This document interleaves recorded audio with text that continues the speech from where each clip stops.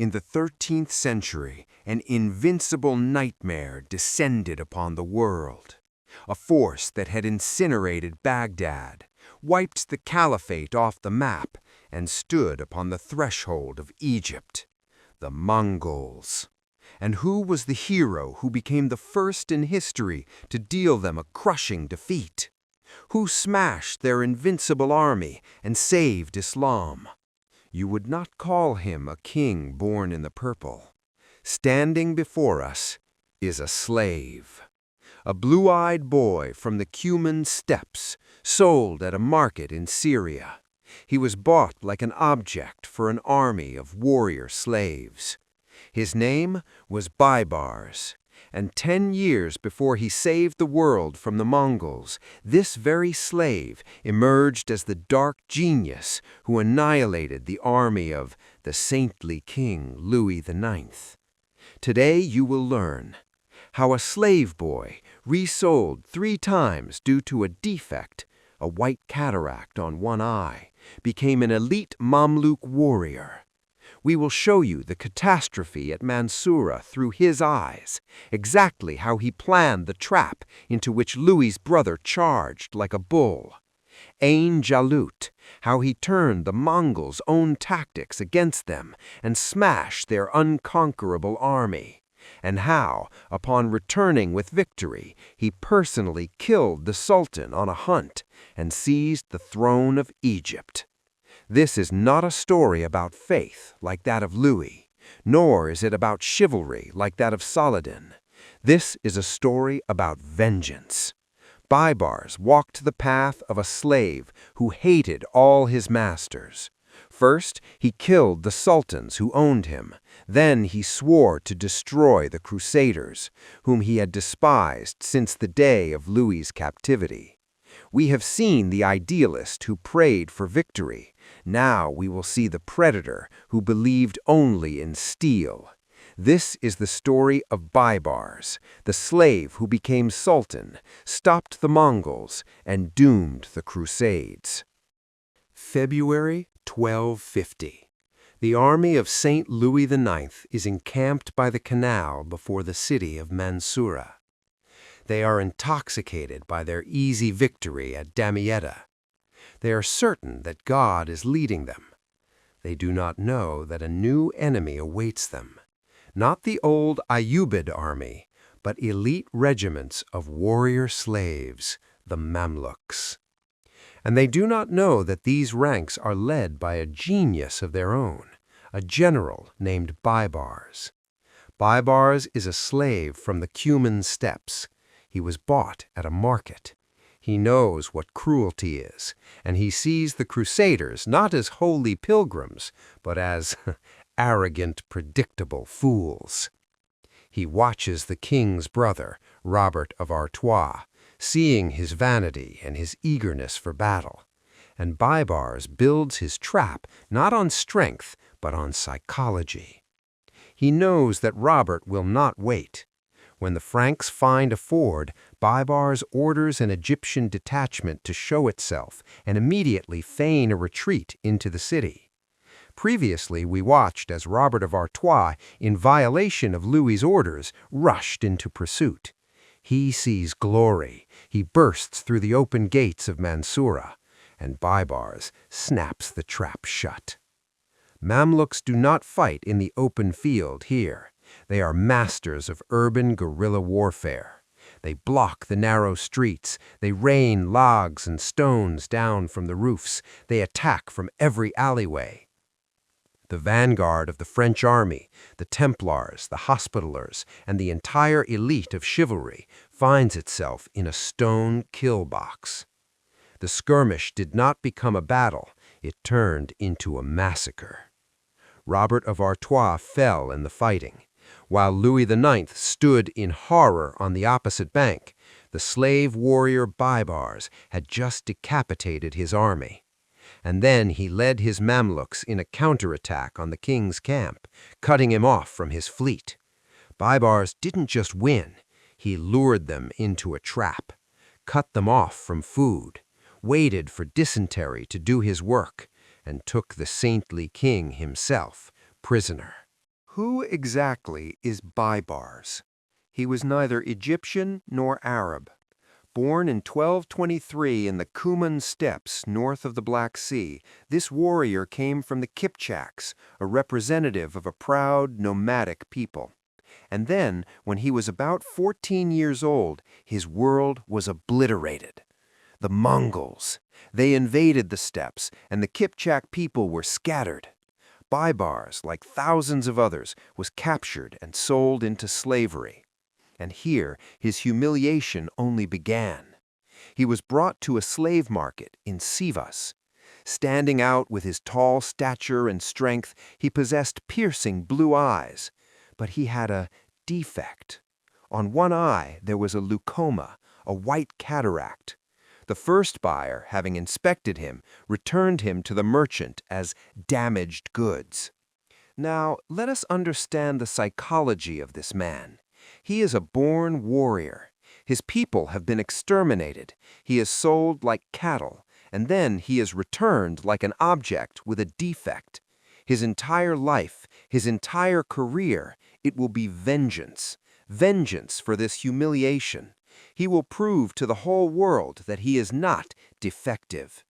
Eventually, he is purchased by a Mamluk emir named Ayakin el-Bundukdari.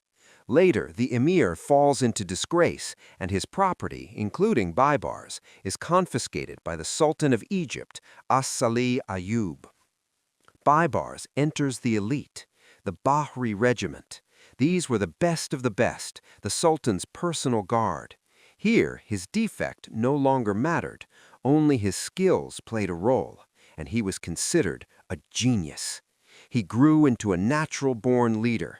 He was ruthless. The young man surpassed everyone in fencing, in horsemanship, and in tactics. He rose from the rank-and-file slaves to a regimental commander.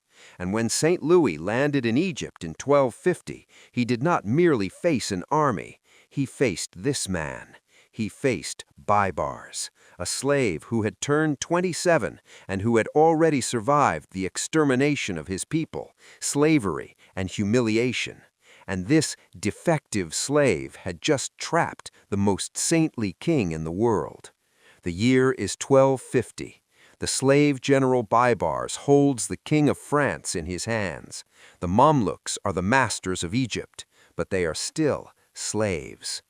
Sultan Turanshah, the last of Saladin's dynasty, arrives to claim all the glory for himself. He is the one who receives the ransom for Louis. He is the one who receives Damietta. Baibars and the other emirs who spilled their blood receive nothing. And Baibars decides he has had enough of masters. A few days after Louis set sail, the Mamluks, led by Baibars, burst into the Sultan's feast and kill Turanshah. This spawned chaos. For the next 10 years, the Mamluks slaughter one another in a struggle for the throne. Baibars is forced to flee. He becomes an exile. Meanwhile, from the east, a nightmare is moving, a force before which everything fades, the Mongols. In 1258, they take Baghdad. They kill the last caliph. They burn the invincible city. In 1260, they wipe Aleppo and Damascus off the map. They stand on the threshold of Egypt. The new Sultan of Egypt, Coup, is in panic. He realizes there is only one man, one military genius who can stop the Mongols. He pardons Baibars and summons him from exile. He gives him an army. In September 1260, at a place called Ain Jalut, the spring of Goliath, Baibars prepares to meet the Invincibles. September 1260, Ain Jalut, the spring of Goliath. On one side, the Mongol army. They are a nightmare marching from the east. They erased Baghdad from the map, killed the caliph, butchered the population of Aleppo. They are invincible. On the other side, the army of Egypt, an army of Mamluk slaves. Their sultan is Coup, but their true leader, commanding the vanguard, is Baibars. And Baibars, unlike everyone else, knows how the Mongols fight. He himself is a child of the steppes.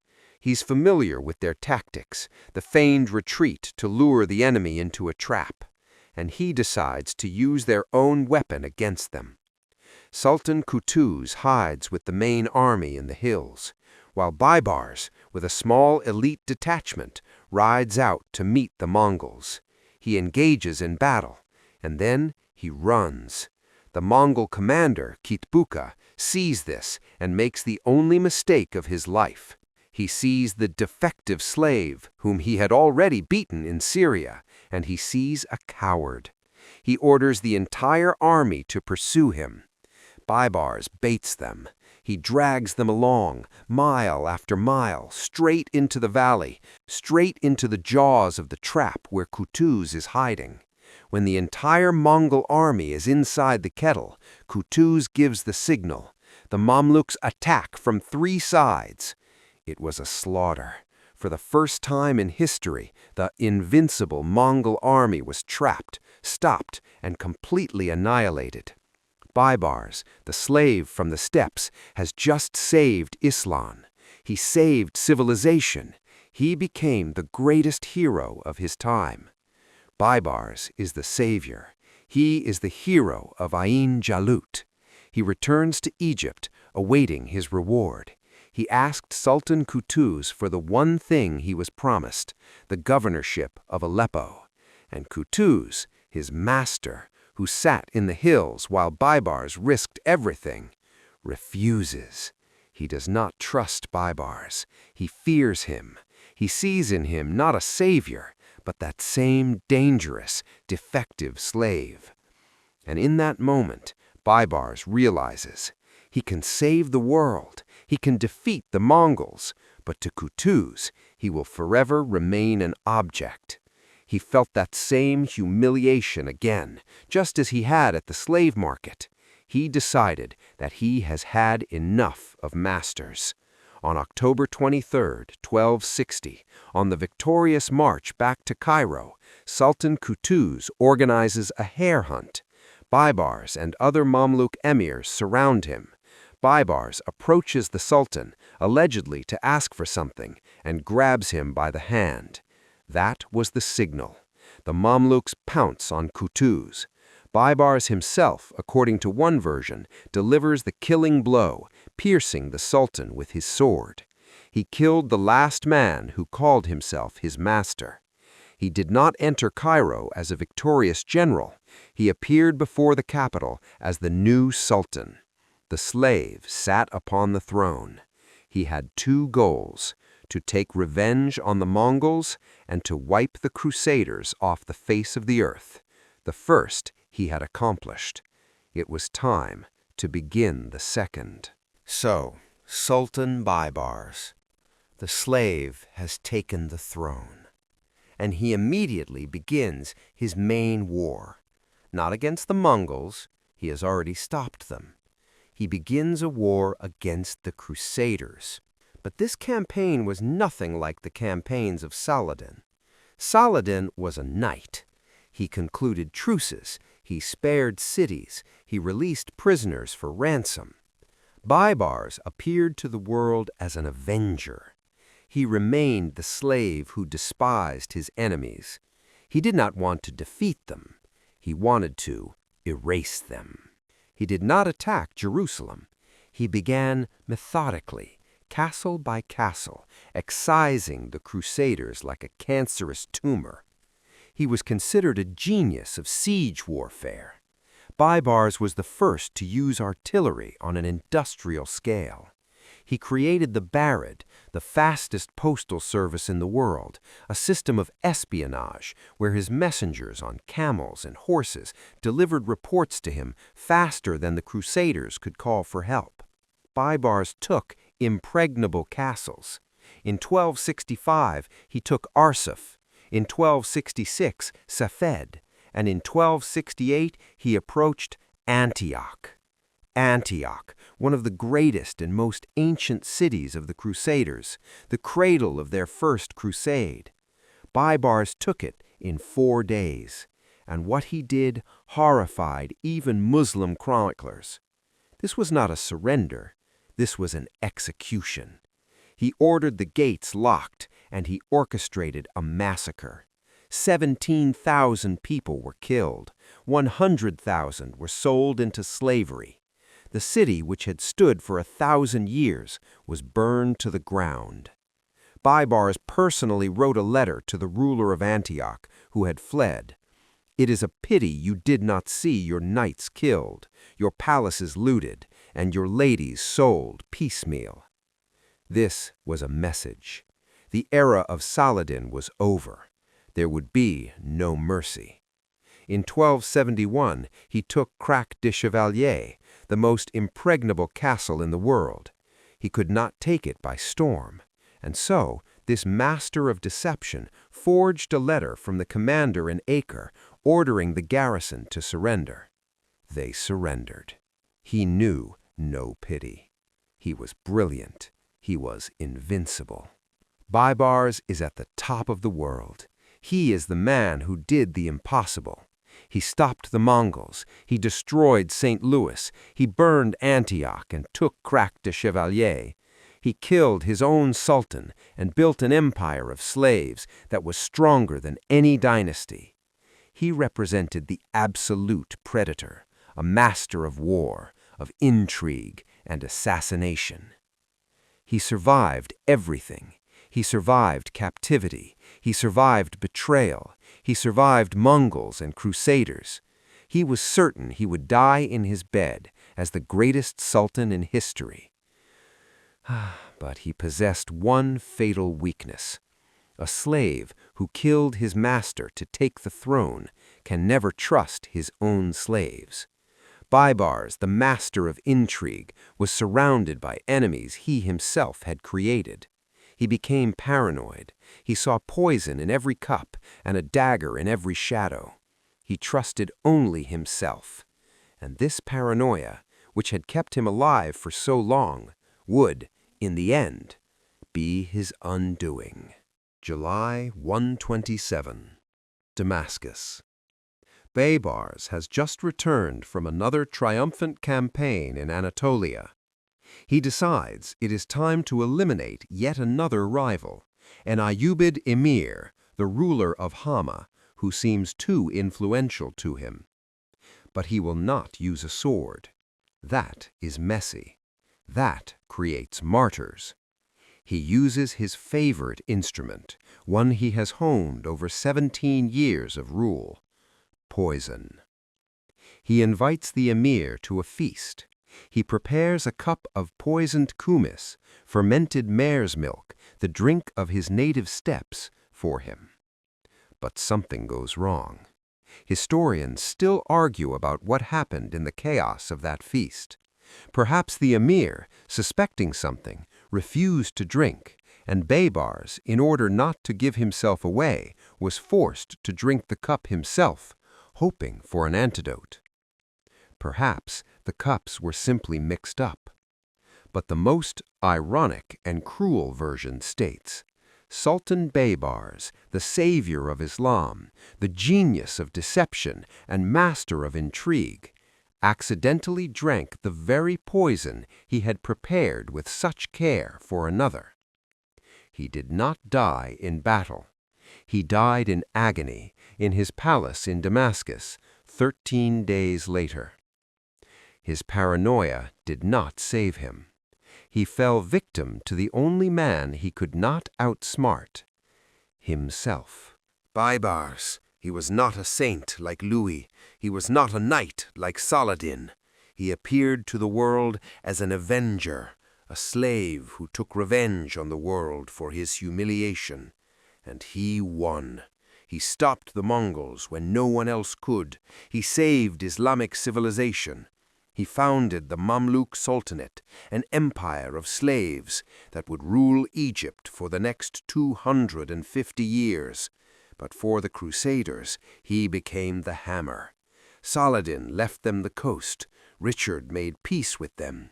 Baibars did not sign peace treaties. He erased enemies from the map. He was a ruthless surgeon who excised the Frankish presence, castle by castle. He represented the antithesis of Louis IX, the idealist versus the pragmatist, the saint versus the slave, and the slave won.